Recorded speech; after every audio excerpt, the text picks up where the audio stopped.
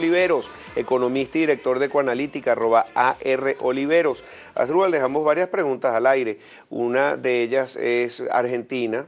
Argentina es un ejemplo de cómo un país salió de una crisis económica como la que tiene Venezuela, pues, pero peor todavía porque tenía un default, no pagaron sus bonos y eso creó toda una crisis adicional de los fondos buitres.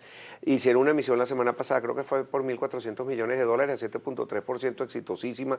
Volvieron a la banca internacional a tener créditos, a tener financiamiento que necesitaríamos nosotros ahorita a una tasa baja, 7%, repito. Y lo otro es que le subieron el rating, es decir, claro, ha cambiado. La gente de Moody's le subió ese 3 de un solo tiro a B2, es decir, de que no querían, que no era bueno invertir, a investment grade o grado de inversión. ¿Tú no crees que eso nos dé luz a lo que tiene que hacer Venezuela con 2 o 3 cambios que puso Macri allá? Si hacemos esos mismos cambios, podríamos salir de ese caos que nos está pronosticando el Fondo Monetario, de ese caos de lo que significaría un default para Venezuela. Sí, totalmente. Argentina, tú lo has explicado muy bien, es un buen ejemplo de que con políticas económicas adecuadas, con cambios adecuados, con credibilidad, con comunicación con el mercado, tú puedes obviamente lograr efectivamente mejores condiciones para tu deuda y sobre todo mejores condiciones para tu ciudadano, que es el reto que además tiene Macri enfrente. Efectivamente eso es lo que te dice a ti y es una esperanza también para el caso venezolano. Venezuela, su gravedad de desequilibrio, que también hay que decir en honor a la verdad, que son mucho más profundos que los que tiene la Argentina, pero que con otro equipo económico, con otro programa y, digamos, insisto, con comunicación con el mercado, con elementos de credibilidad muy poderosos,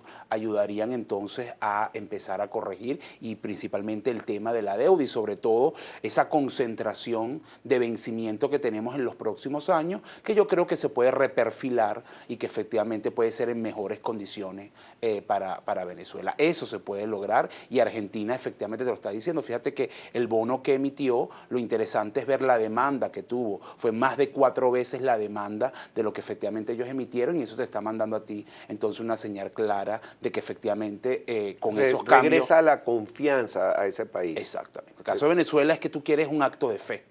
Tú quieres que el mercado te siga comprando deuda, tú quieres hacer a lo mejor un canje para hacer frente a tus vencimientos en los próximos meses, pero no quieres cambiar nada. Y eso así no funciona el mercado. Le damos una pregunta al aire, ¿de cuánto crees tú que llegue esa tasa de ICOM? ¿Crees que no podemos decir la tasa, pero crees que el dólar Cúcuta baje? Mira, va a depender de muchos factores, Pedro. Yo creo que en primer lugar los equipos internos del Banco Central de Venezuela están trabajando con un tipo de cambio objetivo de 600.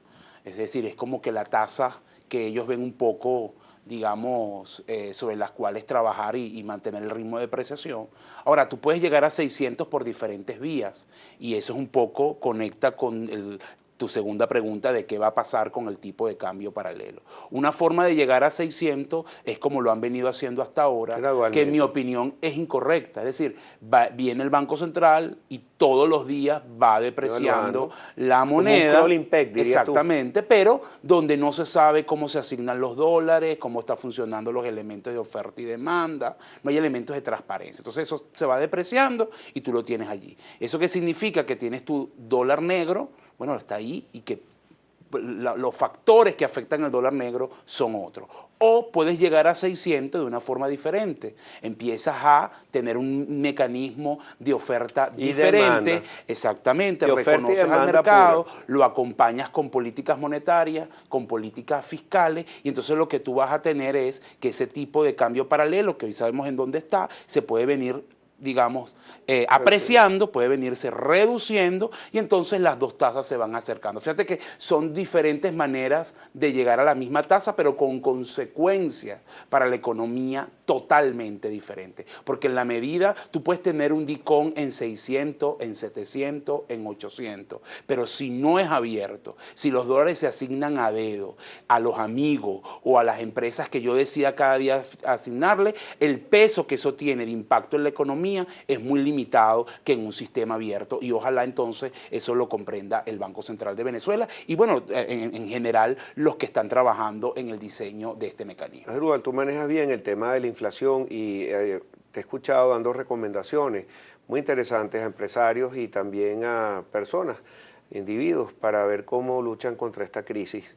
Quisiera que nos repitieras algunas de estas ideas. Sí, mira, Pedro, yo creo que bueno, para las empresas es importante, yo he hablado de la estrategia de la mano, ¿no? Porque son 5 cosas que, digamos, tienen que tener en cuenta las empresas en esta coyuntura. La primera es el flujo de caja. Es un tema fundamental porque efectivamente la aceleración de los precios es tal que si la empresa no tiene un control estricto sobre sus costos, sobre el tema del flujo de caja, puede tener una crisis de liquidez. Y si Entonces, se queda sin flujo de caja, quiebra. Y lo más importante, no son activos, es flujo de caja. Exactamente. Ese es el primer punto sobre el cual tienes que actuar este año. El segundo elemento es el capital humano, es el eslabón más débil, porque efectivamente los aumentos de salario se están dando muy por debajo de inflación, entonces tienes una fuga de talento sobre la cual está afectando a las empresas. Entonces también allí tienes que trabajar en función de ese tema, ¿no? De, digamos, la retención, estrategias de retención del capital humano, que, bueno, hay muchas formas de hacerlo.